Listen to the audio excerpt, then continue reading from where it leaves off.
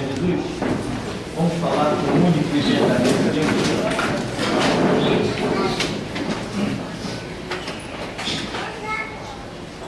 Senhor amado, Deus Todo-Poderoso, nós te glorificamos por estarmos de pé, confiantes no Teu nome, na Tua palavra, ó Deus. Não tendo nada do que nos acusar, a nossa consciência é tranquila diante de Ti, ó Deus.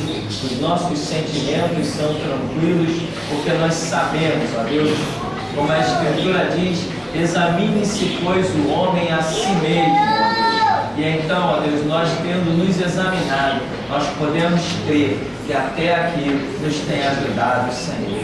Por isso, ó Deus, toma toda a honra, toda a glória, todo o louvor, toda a adoração. Ó Deus, toda a primazia, toda a tribuna te honra, te pertence. Tu és o Senhor dos céus e da terra, Tu és o Todo-Poderoso, és aquele que opera e ninguém impede, és aquele que não vê muralhas, é aquele que não vê fronteiras, é aquele que não enxerga barreiras, é aquele que não enxerga inimigos, não enxerga exércitos opositores.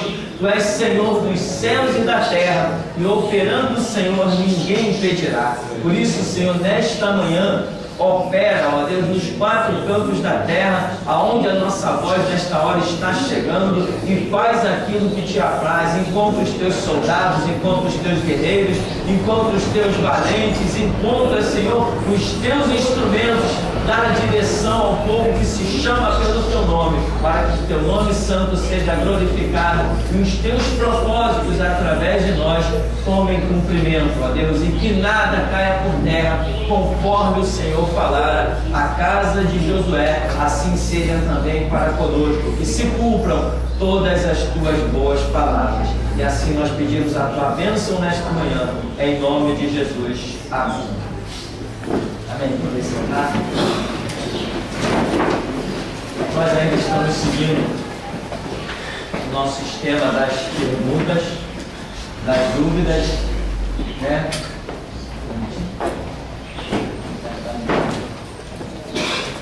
De vez em quando, se surgir alguma pergunta aí também pela internet, nós queremos estar dentro da medida do possível, esclarecendo dúvidas, né? Que sempre são muitas. Eu recebo muitos e-mails. As dúvidas às vezes são um pouco inocentes e nós entendemos, porque as pessoas estão num mundo, numa igreja, onde o púlpito virou palco, né? Onde pastores viraram políticos, né? Não, eu não. Eu sou sacerdote, sou só isso, não sou mais nada. Eu sou pregador do Evangelho e não aceito ser mais nada. Deus me chamou para isso. Então, eu tenho uma função específica. Agora, se eu, além de pregador, fosse também um deputado federal ou um senador, ou tivesse que estar nos palanques da vida, aí o sacerdócio ia ficar em falta. Porque Jesus nos tem chamado para uma função específica. E Ele canaliza todo o nosso tempo, as nossas intenções para aquilo, para que Ele possa trabalhar. Então, por aí as pessoas estão numa sequidão muito grande, não conseguem. As coisas mais simples, elas ainda têm dúvida. Você encontra ainda hoje, século 21, as portas do retorno de Cristo, e você encontra ainda irmãos da Igreja Batista perguntando: salvação se perde? Um crente fica endemoniado? Né? Perguntas de criança, quer dizer, crianças de outros ministérios, não do nosso ministério aqui. Então, eu entendo tudo isso, né? Então, às vezes eu tenho que estar respondendo essas coisas, né? E há um mês atrás me fizeram exatamente essa pergunta: um cristão pode ficar endemoniado? Depende, que tipo de cristão?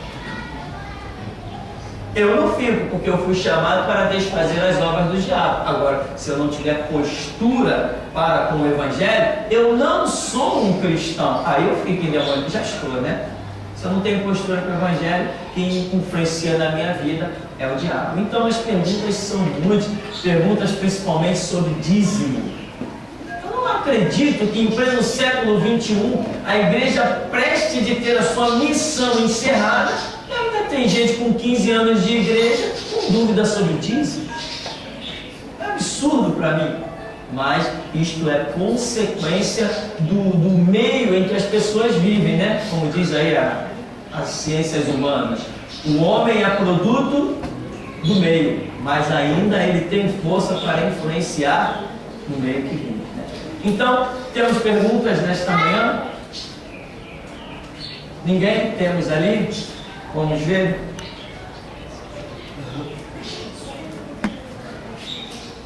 Pastor, isso é uma breve colocação até em relação ao que o senhor falou inicialmente sobre o sacerdócio. É fato histórico, sempre que Israel se desviava dos projetos que Deus tinha para esta nação, em vez de eles subjugarem as nações, eles eram subjugados. Aí a gente vê aqui em Isaías 61:6 a condição que Deus coloca aos sacerdotes do Senhor: mas vós tereis chamados sacerdotes do Senhor, e vos chamarão ministros de nosso Deus, comereis das riquezas das nações, e na sua glória vos gloriareis. Isso aqui dá a entender realmente que quem assume essa posição diante de Deus subjuga e não é subjugado. Mas quando a gente vê esses que foram chamados a serem sacerdotes do Senhor se inferiorizarem a, como o Senhor disse inicialmente, deputados ou políticos, eles perdem essa condição ao ponto de nós vermos hoje em dia que parece que o governo quer tributar a riqueza da igreja. Então isso é um sinal assim bem explícito de que quem se envolve ou foge do projeto de Deus, mais diretamente dizendo, quem se envolve com a política perde o seu sacerdócio, porque aqui diz que o sacerdote do Senhor subjuga, mas não é subjugado. Seria por esse caminho. É interessante a colocação, né? Hoje nós temos leis, como eles dizem, tramitando no Congresso ou no Senado, ou sei lá, em qualquer patifaria dessa. Lei que, por exemplo, visa tributar as igrejas, ou seja, a intenção é levar uma parte dos dízimos, né? Provavelmente eles vão colocar gente dentro de cada igreja, né? Para na hora que acabar o culto e colocar as ofertas, só se eles forem fazer isso. E olha para minha cara, e vê se eu sou palhaço de deixar um agente do governo tocar naquela caixa. Você que está aqui, você toca naquela caixa? Se você não toca, imagina se eu vou deixar um policial tocar. Só se ele se manchar com o meu sangue. Então, mas isso sou eu, né? Isso sou eu, pastor Tupirani. Por aí a história é diferente. Mas aqui é assim. Aqui, enquanto eu estiver vivo, a regra é bíblica. Pode botar policial armado até os dentes. Naquela caixa ele não toca. Por quê? Porque aquilo ali pertence ao Senhor. E para tocar aquilo ali, tem que ser eu ou alguém autorizado por mim. É assim que é a regra. Mas essa lei existe em que agora o Estado está querendo até tributar a igreja. Porque é consequência da queda do sacerdócio. Exatamente como o irmão falou. É consequência da queda da igreja. A promessa é: vós sereis a nação sacerdotal e tributareis as nações. Promessa feita a Israel, promessa estendida à igreja. Mas a igreja fracassou, Israel fracassou. E de repente, Israel está tendo que pagar tributo para Roma. Israel está tendo que pagar tributo para a Síria, Assuero. Israel teve que pagar tributo para a Babilônia. Ou seja, o sacerdócio tem que estar de pé e bem de pé, disposto a apostar, disposto a dar a vida pela causa de Deus e de Jesus Cristo. Se o sacerdócio fracassa e se envolve com outras coisas, como por exemplo hoje tão comum no lixo da nossa sociedade, a política, acabou, meu irmão, ele se manchou. Veste sacerdotal é para exercer o sacerdócio, não é para exercer política. Púlpito foi feito para pregar-se a palavra de Deus, não para candidato vir distribuir nada. Eu encontrei um jovem vendedor chamado Filipe, naquela rua ali do centro da cidade, na casa de luminárias, que eu estava vendo algumas coisas, e ele disse assim: puxa, hoje para a gente não cair, está muito difícil, nós temos que olhar muito para a palavra, senão a gente cai. Aí ele falou: essa semana lá na minha igreja, tinha um político convidado pelo meu pastor, dizia ele, e ele foi de púlpito e fez toda a sua propaganda da candidatura, e depois dali mesmo ele distribuiu folhetinhos de política dentro da igreja. Para a gente não cair é muito difícil, porque você hoje, dizia ele, você não acha nenhuma igreja que não esteja envolvida com a política. Então a visão dele, embora não aceitasse, ele não tinha conteúdo suficiente para ser, como nós somos, um revolucionário. Então, meu irmão, é isso aí. O sacerdócio tem que ser exclusivo, é trabalho a Cristo e acabou a história. Paulo diz assim: quem milita a boa milícia ele chama de as coisas de Deus, do Evangelho, ele diz o quê? Não se embaraça com as coisas do mundo. Tem um monte de pastor embaraçado com as coisas do mundo, meu irmão. Um monte de pastor embaraçado com as coisas do mundo. Quantas vezes eu quis fazer aí uns cursos para aprender algumas coisas, alguns detalhes, e eu paro e penso: poxa, isso vai tomar meu tempo, aquilo vai tomar meu tempo, e eu não faço. Não é nem coisa para ir trabalhar lá fora, é coisa só para aplicar aqui dentro da própria obra mesmo. Eu não faço e de repente eu me surpreendo que aquele curso que eu ia fazer, Deus está levantando alguém no meio da congregação com aquele conhecimento. Ou seja, está provando mesmo que o meu lugar é aqui no púlpito, e ele vai levantando no meio da congregação tudo que o ministério precisa, né? Hoje nós temos trabalhos aí através da internet, coisas que eu não sonho nem como se faz.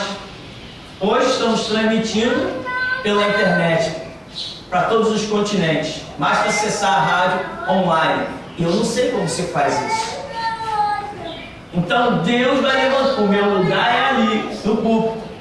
Ah, pastor, você não faz mais nada? Alguém já, com inveja do meu ministério, já disse assim, né? Chamou a polícia, botou a polícia aqui na porta e disse para o policial assim: pega a carteira de trabalho dele.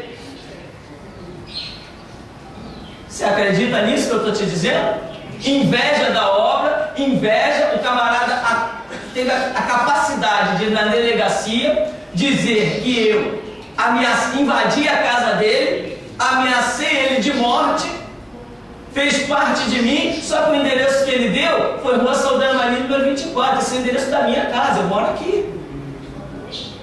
E o policial ainda mandou 2 cartinhas para mim, eu estou esperando ele mandar mais, ou ele desiste ou ele manda mais, né? Só se ele fosse minha namorada para me mandar cartinha, né? O policial vai ficar mandando cartinha, minha namorada? Gostou de mim? Então o camarada põe a polícia na minha porta, vem com um papo desse furado, sem lógica, e diz para o policial: pede a carteira de trabalho dele. Claro que eu não tenho. Hoje assinada não, eu tenho as antigas. Eu trabalhei no Bradesco, Centro Educacional da Lagoa, Cooperativa de Táxi, Transportes Futuro. Eu tenho as mãos calejadas e eu tenho história. Agora, hoje não, eu sou sacerdote, não preciso de carteira assinada, dou em quem curir. Sou o que sou e acabou a história. E para chegar onde eu cheguei, não é qualquer um. Não é qualquer um. Tem que ralar, tem que ter disposição. Então, o sacerdócio é um serviço exclusivo a Cristo. Não posso me manchar com nada. E tem mais, não posso manchar a minha imagem com nada. Eu não sou político e não posso apresentar político. Não sou candidato e não posso apresentar nenhum candidato.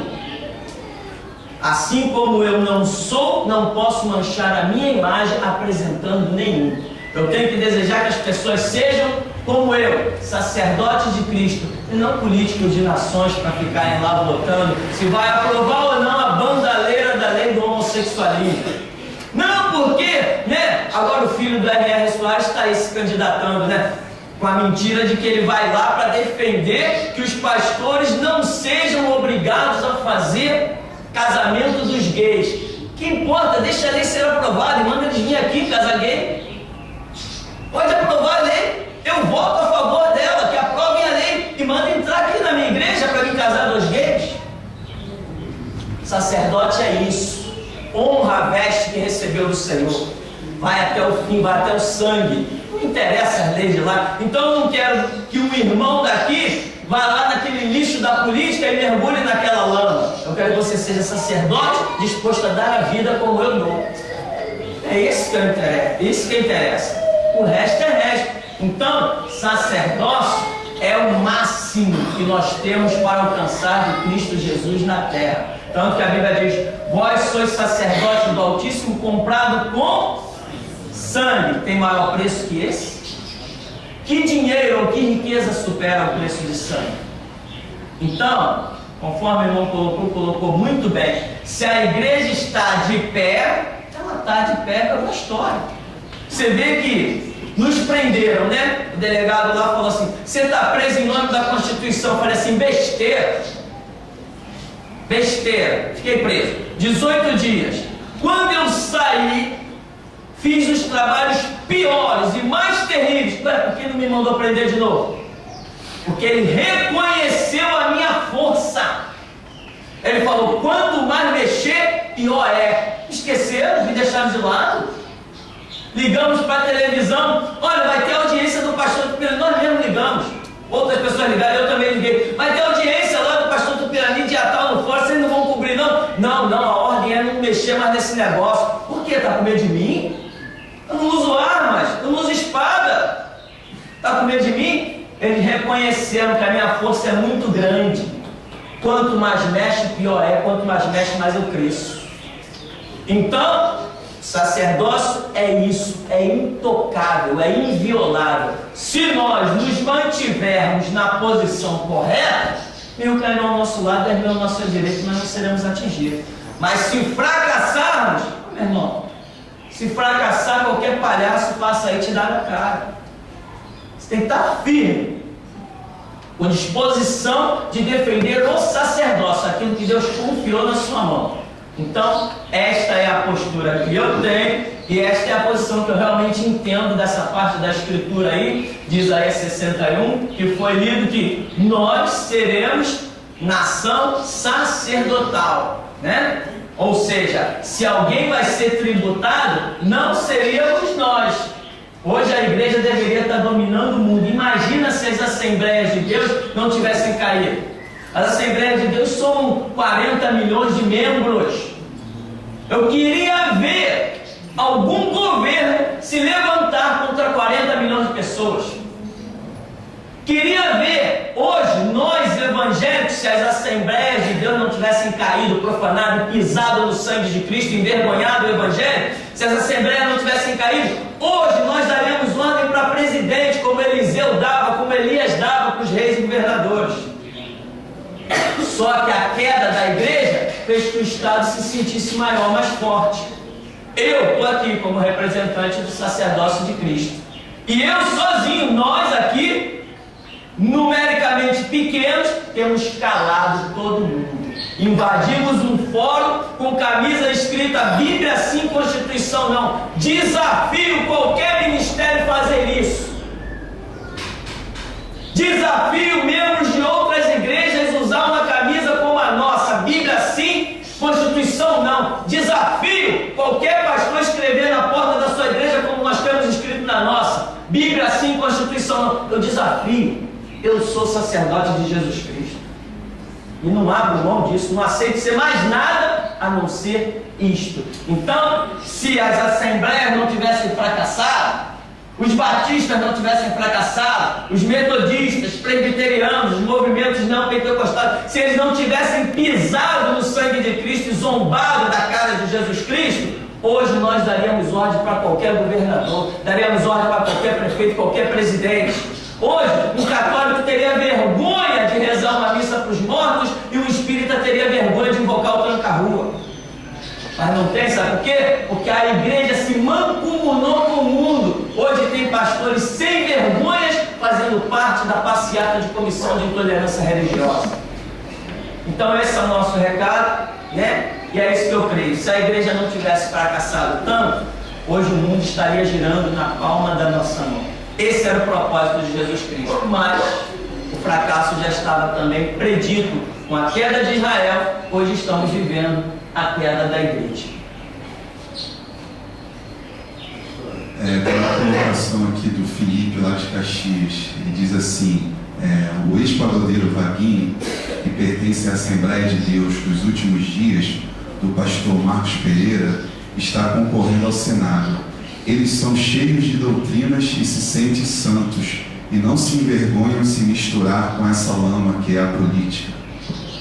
Pois é, o Vaguinho ele deveria continuar batendo o pandeiro dele, cantando o pagode dele, cantando o dinheiro dele e parar de envergonhar. É mais um que envergonha o Evangelho, né? O Vaguinho, o Marcos Pereira e toda aquela porra, aquelas roupas ridículas, achando que crente tem que ter cabelo comprido, crente não pode beber Coca-Cola, crente não pode vestir vermelho, crente, aquilo é uma bandalheira, aquilo não é igreja, aquilo é uma palhaçada. E ele é pastor só se for do diabo, né? De Jesus Cristo ele não é, porque essas doutrinas nós não conhecemos na Bíblia, na palavra de Deus. Então, o que está acontecendo é justamente isso. Mais um candidato ao Senado para se manchar com a política.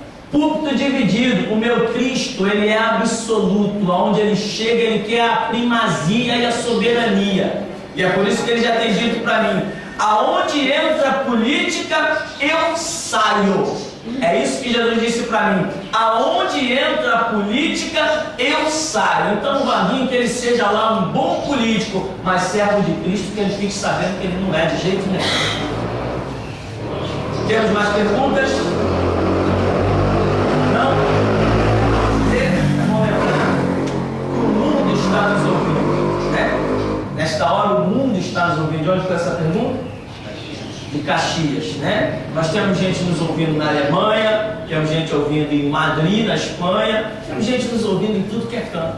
Temos vários contatos, já enviamos os contatos. O nosso site já está com mais de 1000 acessos. Nós temos gente nos ouvindo em todo o tempo, em todo canto. E eu espero que também tenha muito delegado, muito juiz, muito promotor, muito político me ouvindo, né? Inclusive aquele garotinho que todos os evangélicos pensam que é crente, ele foi condenado a 2 anos e 9 meses, né? E para pagar cesta básicas e trabalhos comunitários, que ele estava na mesma cúpula de Álvaro Lins, que foi condenado a 28 anos, reduziu para 27, agora está com 22, então foi condenado por formação de quadrilha. Né? Mas tem gente que pensa que um crente na política pode fazer diferença. Não, Jesus Cristo já me revelou que a política é um mar revolto, incontrolável, e todo mundo que mergulha lá se mancha com a lama. Pode ser o maior crente, o maior sacerdote, até eu, se eu me envolver com aquilo, eu fico manchado. Aquilo lá não se limpa, aquilo lá aguarda a hora do juízo de Jesus Cristo. Temos mais perguntas? Não? Temos. Pastor, em Joel 2, 28, fala sobre aquela promessa. Pedro também repete em Atos sobre aquela promessa. E o irmão Borelli, que aparece na televisão, ele cita que essa promessa já foi toda cumprida lá em Atos. E que nesse momento não existe mais para nós curas e tudo mais que acontece nas igrejas que são verdadeiramente pentecostais. O que o senhor fala a respeito? Nós estamos acostumados a ver bastante opiniões ignorantes como essa, né? Pessoa que não sabe o que é dobrar os joelhos, não sabe o que é se humilhar na presença de Deus, receber do alto, e ficam por aí como se fossem teólogos, né? Jogando palavras no vento, palavras que não passam do teto, né? Eu fui curado da garganta, das vistas, do nariz, da coluna. Eu fui curado de coisas que eu comecei a anotar, depois as páginas começaram a ser poucas, eu parei de anotar. Aqui em nosso meio nós temos pessoas curadas de problemas na cabeça, problemas de câncer, né? A irmã Naí aí curada recentemente, problema de câncer todo documentado. E aí vem um palhaço palhaço desse, né? E diz, não, essas curas não são mais, não existem mais. Isso aí eu ouvia do tempo que eu fui membro, durante quase 5 anos, da Igreja Batista da Gamboa, uma igreja tradicional, onde demônio não existia. Quando manifestava um endemoniado lá, pega água com açúcar aí, trazia água com açúcar para o endemoniado. E o demônio estava com sede, queria se acalmar, alguma coisa assim. Também que Jesus curava, não, Jesus não cura mais, porque agora tem os médicos. Ora, então quer dizer que porque Deus permitiu que os homens descobrissem a ciência, ele ficou inútil. A Bíblia diz isso? Não, a Bíblia diz que Deus é o mesmo, ontem, hoje, será eternamente. Portanto, hoje Jesus continua curando, libertando, dando autoridade para expulsar demônio, dando graça para falar língua estranha, revelando em sonhos, visões e profecias. E o que está ali em Atos, né, quando Pedro diz assim, isto é o que foi predito pelo profeta Joel. Sim, é o que foi predito por ele, mas não quer dizer que acabou, encerrou ali. Não quer dizer que nunca mais haverá manifestação do Espírito Santo. Tanto que todo dia nós temos visto essa manifestação em nosso meio. Joel disse que teriam sonhos, teriam visões, né? E quantas pessoas aqui têm tido sonhos, têm tido visões, têm tido revelações? Hoje mesmo eu acordei e lembrei, tive um sonho. E Deus já vem alertando sobre essa situação um montão de vezes. E hoje alertou de novo. Então Deus continua falando. Ah, Joel disse isso, se cumpriu em Atos, que está se cumprindo na minha vida todo dia. Então não tem essa de que uma promessa de Deus, da efusão do Espírito, do poder de Deus, tenha sido totalmente cumprida. Não. Enquanto existir propósito de Deus sobre a terra, veremos a manifestação de Deus sobre a terra. Então nós temos visto cura, libertação e um monte de sinais, prodígios e maravilhas do dia a dia, né? Então esses teólogos vazios aí, sem sentido, aquilo já se cumpriu, prova que já se cumpriu. Pedro disse, tá, Pedro é Deus? Um dos erros mais graves que as pessoas têm é de pegar uma palavra de um apóstolo e colocar como se fosse um ponto final. Jesus tem palavra que é ponto final.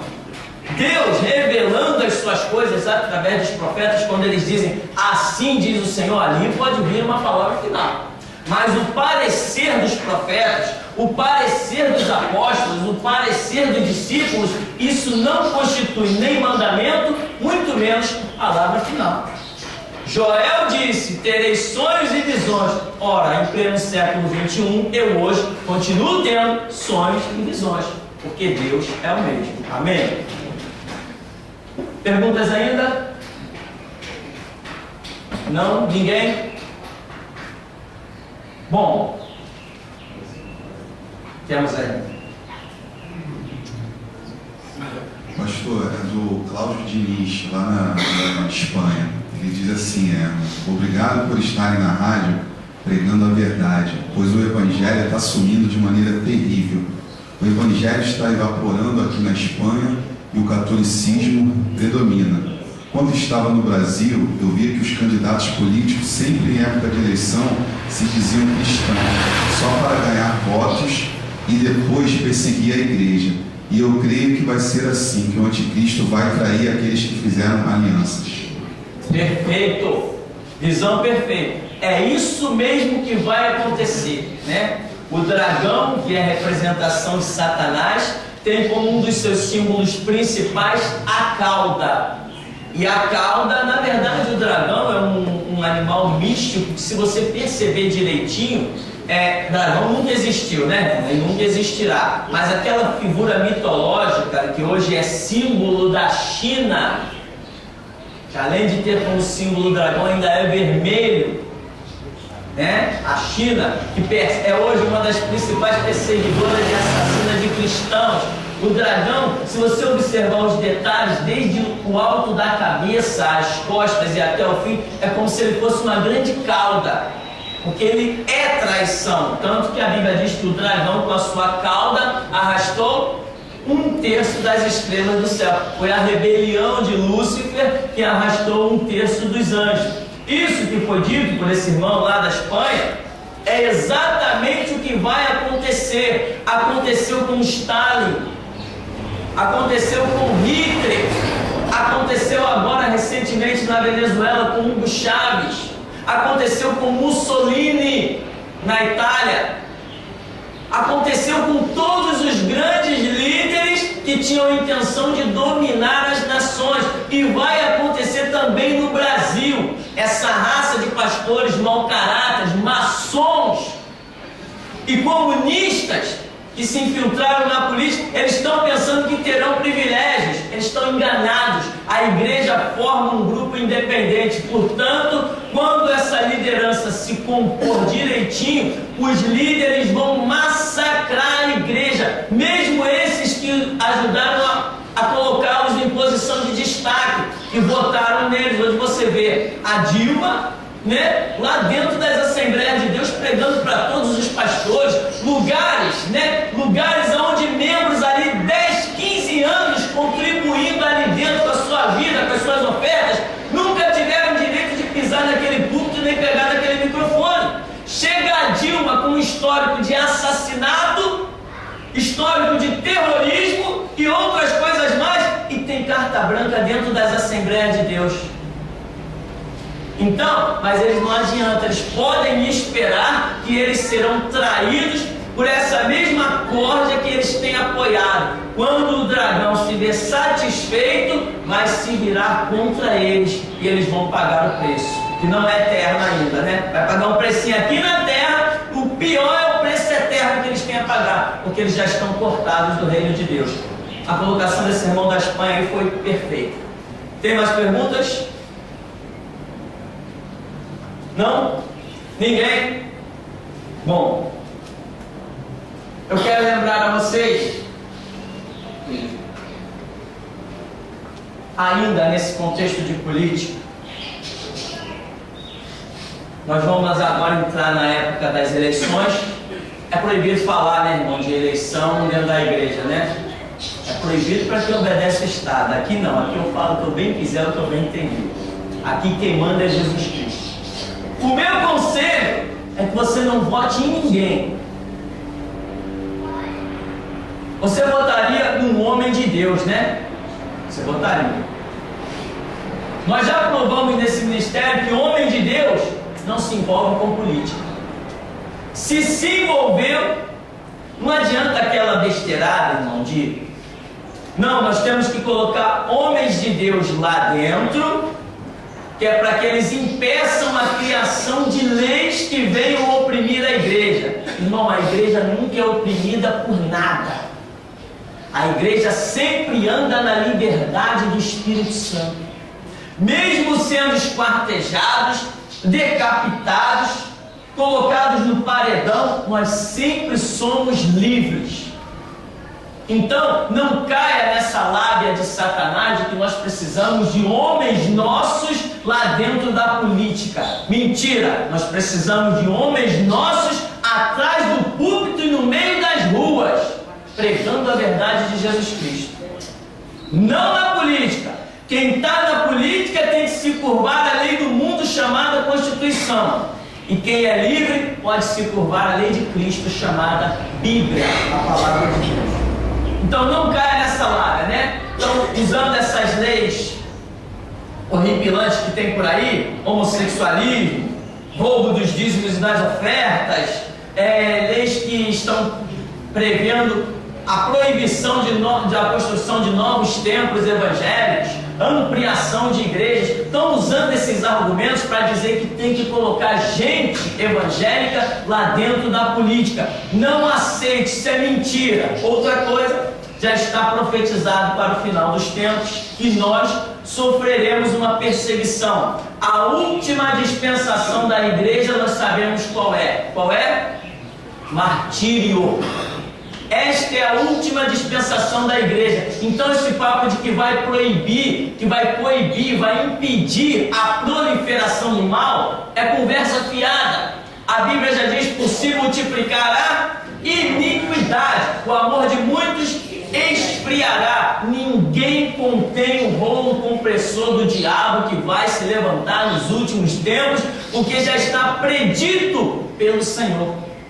Então não adianta, não entre nessa ilusão. Outra coisa, o meu conselho é que ninguém vote. Meu conselho é que você chegue lá, anule o seu voto, vote em branco. Agora, se você quiser, será que é assim mesmo? Faz uma análise. Vê em todos os candidatos que você já votou em toda a história da sua vida e vê o que eles fizeram. Uma pergunta da Clarissa. Ela diz assim: pastor, o que o senhor acha da atitude da Igreja Universal em ter convidado o vice-presidente da República, José Alencar, de ir pregar na Universal? E eles se aproveitam disso para apoiar o Crivella, para defender os direitos da Universal. O que o senhor acha disso? Exatamente. O objetivo é simplesmente apoiar os privilégios da Universal, né? A Universal apoiou o Collor de Mello. Depois o Edir Macedo ficou furioso. Seu Collor de Mello, quando você precisou do nosso apoio, nós te damos. Agora que a igreja está precisando de você, você está nos dando as costas. Mas eu acredito. O dragão, quando se sente satisfeito, ele dá as costas. Se ele puder destruir, ele destrói. A Universal já apoiou um monte de candidato à presidência. E realmente ela foi tendo privilégios. Ou seja, Satanás apoia Satanás. Demônio ajuda demônio. Nós não nos envolvemos com isso. Nós não precisamos da ajuda de deputado, de delegado, de promotor, de juiz. Nosso Jesus tem chave que abre todas as portas, Ele tem poder para subjugar todas as obras, Ele opera e ninguém impede, Ele determina e não volta atrás, ninguém diz para Ele o que fazes, ninguém obstrui a operação dEle. Então, conforme essa colocação aí, o que eles estão buscando são privilégios, nós não. Já recebemos muitas propostas. Poxa, qual é o deputado, qual é o político que apadrinha lá a sua igreja? Me perguntou um pastor cego de uma Assembleia de Deus. Falei, como assim? Ele falou assim, não, toda igreja tem um padrinho, né? Quem é o padrinho lá? Eu posso te apresentar. Eu falei assim, não, o melhor eu já conheço, é Jesus Cristo. Ele é o padrinho da minha igreja. Não, mas quem que tem um político? Eu falei, lá não, lá político não pisa. Meu púlpito é santo, só quem fala no meu púlpito é Jesus Cristo e eu com a permissão dele.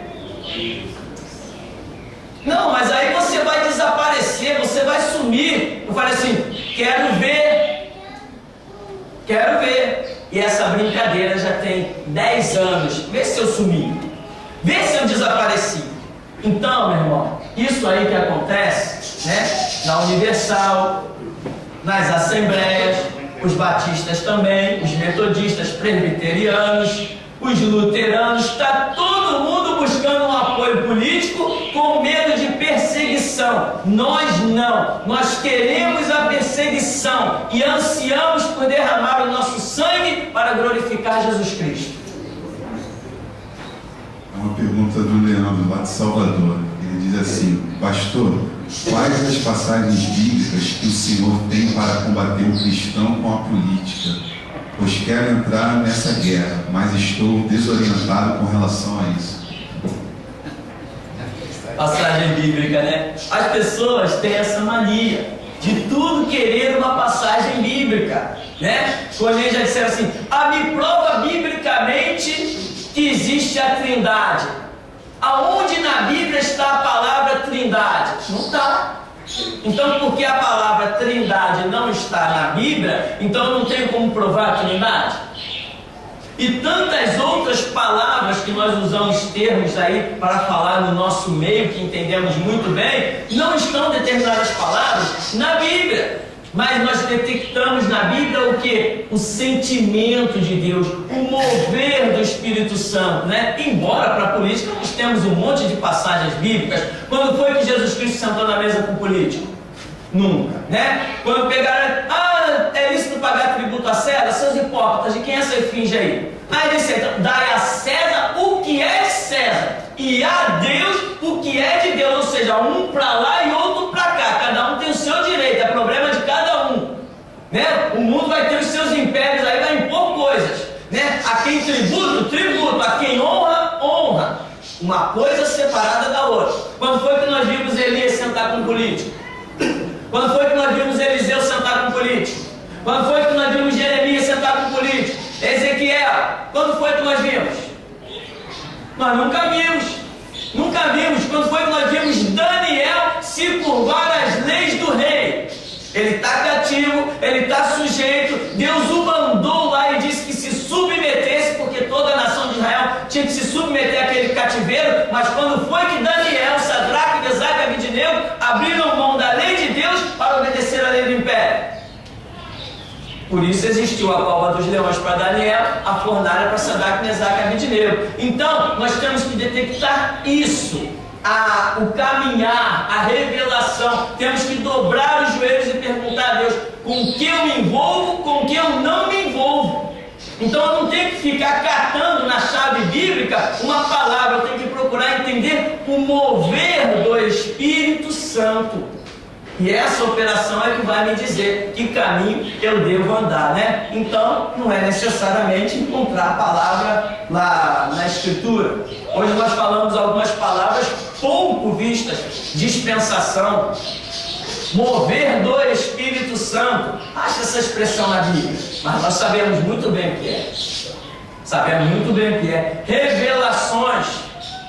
Poucas vezes você vê a palavra revelação. Você vê os profetas dizendo, veio a minha palavra do Senhor. Mas você não vê o profeta dizendo assim, eu tive uma revelação. Então não quer dizer que uma frase já fabricada, uma palavra determinada tem que existir, né? A Trindade, olha, eu conheço o Pai, o Filho e o Espírito Santo, mas eu não acho na Bíblia a palavra Trindade. Então, nós não temos que buscar exatamente expressões na Bíblia. Nós temos que procurar entender os propósitos de Deus, tá? Pastor, a primeira pergunta é de um ouvinte lá de Fortaleza. Ele diz assim, tem muitos que usam o argumento que José foi governador. Isso justifica? José governava com leis humanas ou com os mandamentos de Deus? Tá aí, né? A própria pergunta já faz jus a uma resposta, porque José foi governador no Egito. O faraó disse o que para ele? Está aqui o meu anel, eu sou só maior que você no trono. Agora, nenhum homem levanta pé no Egito sem a tua ordem. Então, José fez coisas, ele dominou, absolutamente ele dominou. Se ele dissesse mata, está morto. Se ele dissesse vive, está vivo. Lembra o que ele fez com os irmãos dele? Prende, prendeu. Vai ficar aqui, vai buscar o outro lá, enquanto o outro não vier, tu vai ficar aqui escravo. Ficou. Quer dizer, José era absoluto. E eu te pergunto, em qual momento se vê José submisso a alguma lei que não seja a lei do seu Deus? Quando José é levado pela caravana de midianitas até o Egito, e ele é apresentado como um escravo diante de Potifar, todos os escravos que foram apresentados se curvaram. José chega diante de Potifar e fica de pé. Potifar diz assim, ué, tu não te curvas, escravo? E José diz assim, Senhor, eu só me curvo diante do meu Deus. Aí Potifar diz assim, ué, mas qual Deus? Aqui no Egito nós temos centenas de deuses, qual é o teu? E nem deixa ele responder e segue-se. E aí o que está apresentando José diz assim, não, ele é um bom escravo, não repara a língua dele afiada não, ele é bom escravo, ele é forte, a vida dele é fazer orações. Aí Potifar diz assim, não, eu quero esse daí. No entanto, ele foi governador na casa de Potifar, e vem ser governador de todo o Egito, tem uma vida íntegra. Por quê? Porque guardava a lei dos homens ou guardava a lei de Deus? Por que José não adulterou com a mulher de Potifar? Porque ele guardava a lei dos homens ou porque ele guardava a lei de Deus? Por que José prosperou? Porque ele guardava a lei de homens ou porque ele guardava a lei de Deus? Será que justifica esses malditos dizerem que José foi governador do Egito? Então por isso nós podemos mergulhar na lama chamada política? Desde quando José foi um político? Desde quando José foi eleito por homens? Desde quando José foi sujeito a votos? Desde quando? Então, se um dia Deus me disser assim, eu escolhi fulano para governar a nação brasileira, então esse fulano tem que assumir o poder sem que ninguém vote nele. Porque ele foi eleito por Deus. Quem é eleito por Deus não depende de voto. Quem votou em Moisés? Quem votou em Josué? Quem votou em mim? E no entanto Deus falou, eu te escolhi, vai para a tua casa e funda a minha igreja. Todos os pastores votaram contra. Mais uma igreja? Que isso? Não faça isso não. Fiz e está feito há 11 anos e até aqui me ajudou o Senhor. Então, José foi governador, mas em nenhum momento vimos José dizer assim, eu estou fazendo isso porque na lei de Faraó diz isso ou aquilo. Não, todas as atitudes de José, nós vemos que são conceitos divinos que estão revelados na Escritura. Inclusive, a vida de José, por estar debaixo da lei de Deus, vem a se revelar como sendo a tipificação perfeita de Jesus Cristo no Antigo Testamento.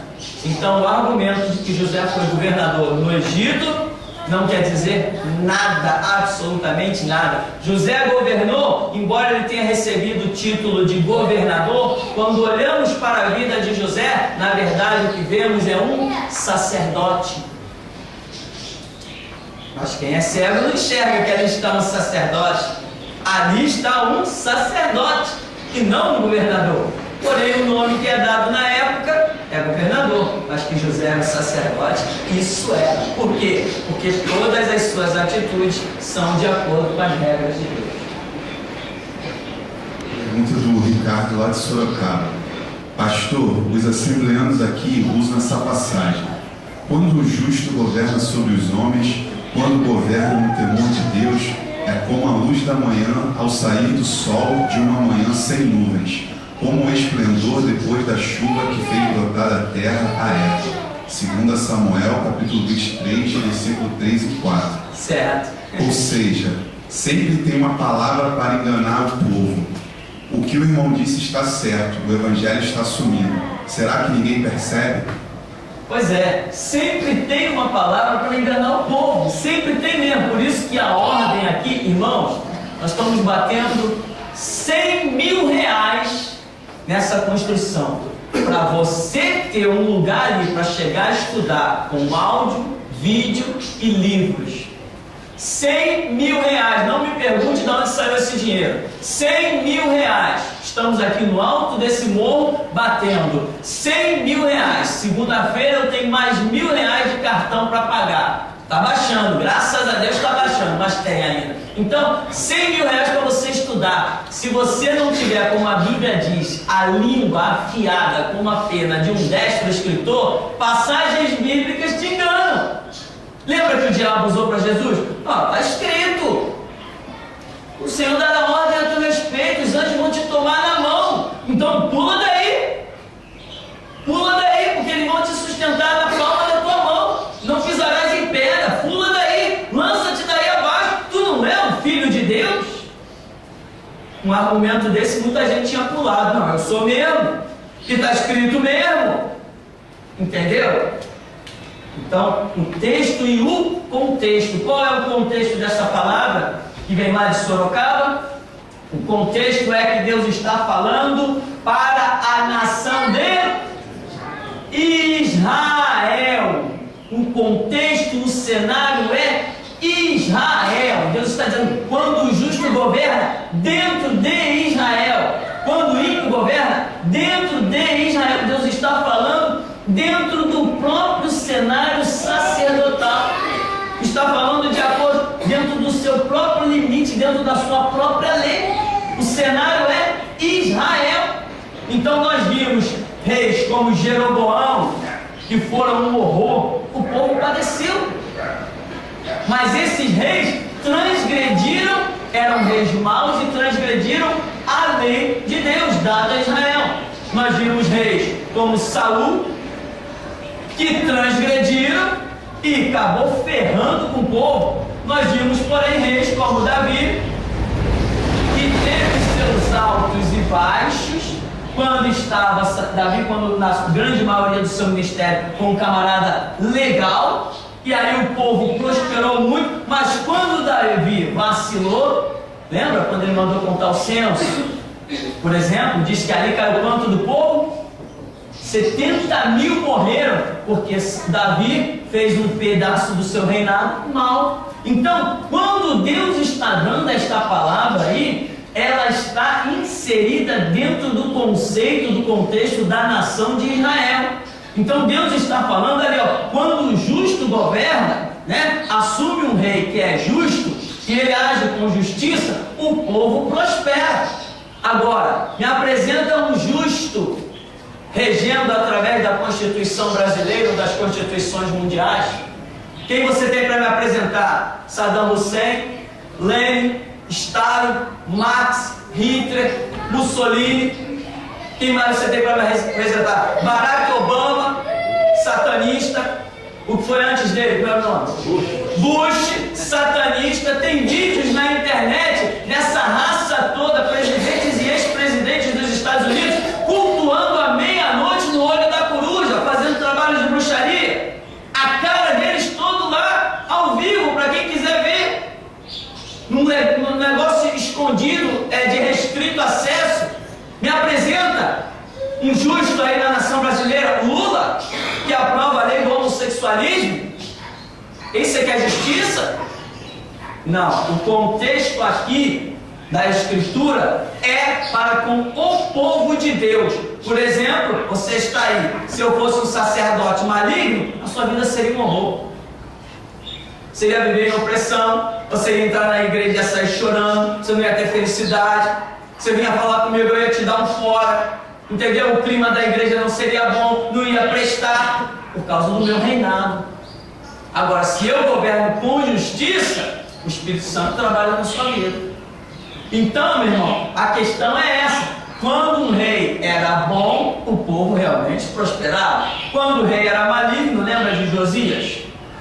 Josias foi um rei bom. Fez o que fez, o povo prosperou. Ele edificou o templo do Senhor, ele purificou os altares, ele achou o livro da lei, ele leu perante o povo, ele fez coisas maravilhosas, ordenou os sacerdotes nos seus turnos, os levitas, mas de repente ele sai para guerrear contra o rei do Egito. Neco diz para ele: sai do meu caminho, porque o teu Deus me enviou. Ele não saiu, o resultado foi para a guerra. Por este mau reinado dele, esse pedacinho, quantas famílias ficaram órfãos? Quantas mulheres ficaram viúvas? Então, Deus está falando dentro do cenário de Israel. Portanto, esta palavra não cabe para os nossos dias gentílicos, né? Mas vai ter sempre um mercenário usando ela. Encerrou? Tem mais? Pastor, ainda na primeira parte do seminário, foi feita a pergunta se haviam versículos específicos que colocassem a igreja à parte da política. Então o senhor colocou que às vezes pode não estar explícito, mas o sentimento, né, a expressão ali colocada revela isso. Aí eu estava até comentando com o irmão a respeito da passagem que Pilatos lança um galanteio sobre Jesus Cristo, né, tentando até apartar ele daquilo a que Deus tinha proposto na vida dele, né, e Jesus recusa aquele galanteio. Então aí já fez a divisão de igreja e Estado, não é verdade? E sobre essa questão aí que foi posta de quando o justo governa, o povo se alegra, havia um período até em que estes que hoje se relaxaram à política, eles diziam que igreja e política não andavam juntas, né? No caso dos assembleianos, diz aqui a passagem de Mateus 5:37, que o nosso falar seja sim, sim, não, não, que passar disso procede do maligno. Se antes eles diziam que igreja e política não andavam juntas, eles deviam permanecer neste não. Se hoje eles dizem que sim, esse procedimento deles, não resta dúvida que é maligno, não é verdade? Exato. Nós não vemos uma palavra definida. E hoje um grande exemplo é o seu Silas Malafaia,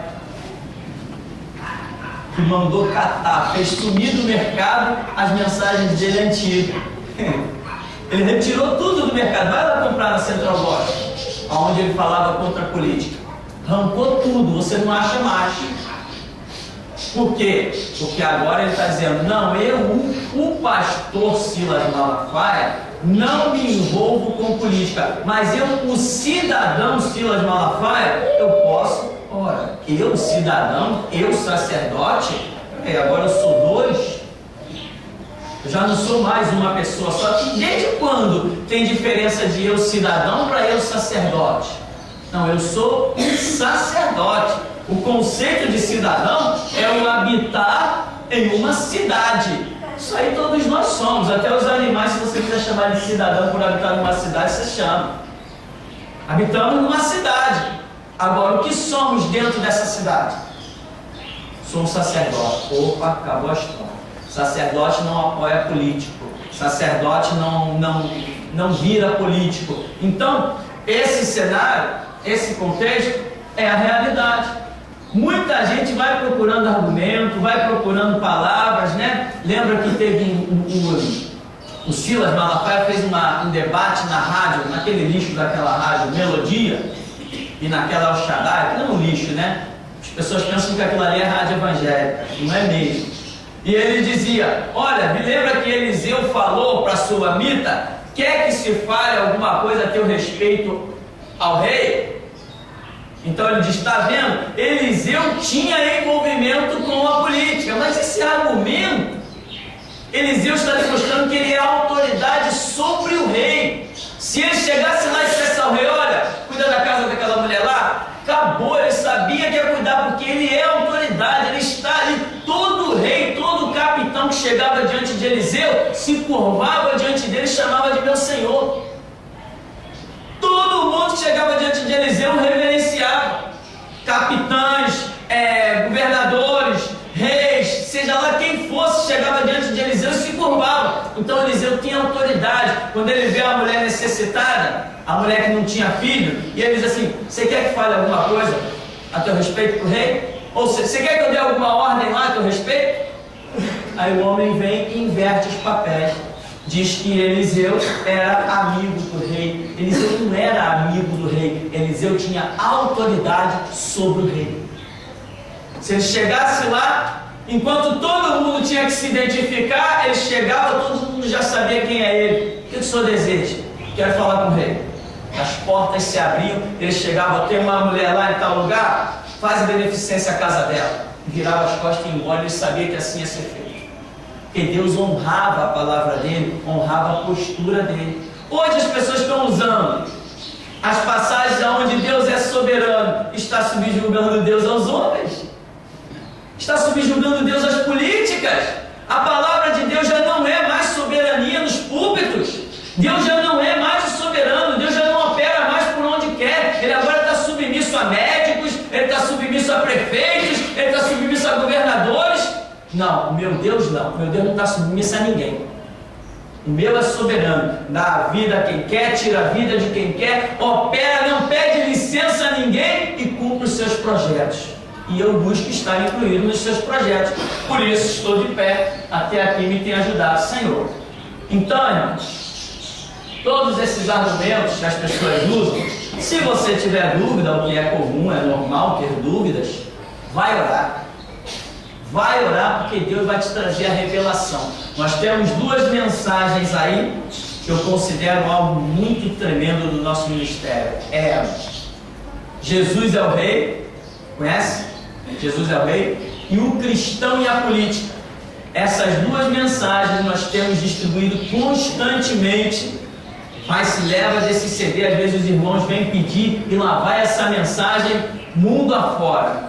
Jesus é o rei e o cristão é a política. As duas cabem num CD só. É algo que quando bate dentro das igrejas, os pastores ficam doidos. Chega ao ponto de dizer assim, mas vocês assim querem me ferrar. Nenhum disse aí, né? Nós distribuímos um CD desse no lugar, mas vocês assim querem me ferrar. Ferrar ele? Não, estou querendo livrar ele do inferno, né?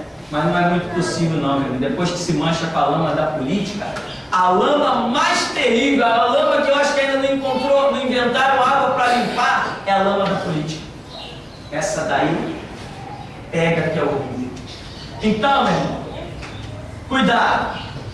Conquistar uma posição espiritual, conhecer Jesus Cristo, é com muita disposição, muita renúncia, muita lágrima, muita dor. Mas para você se manchar com alguma coisa e cair, é da noite pro dia.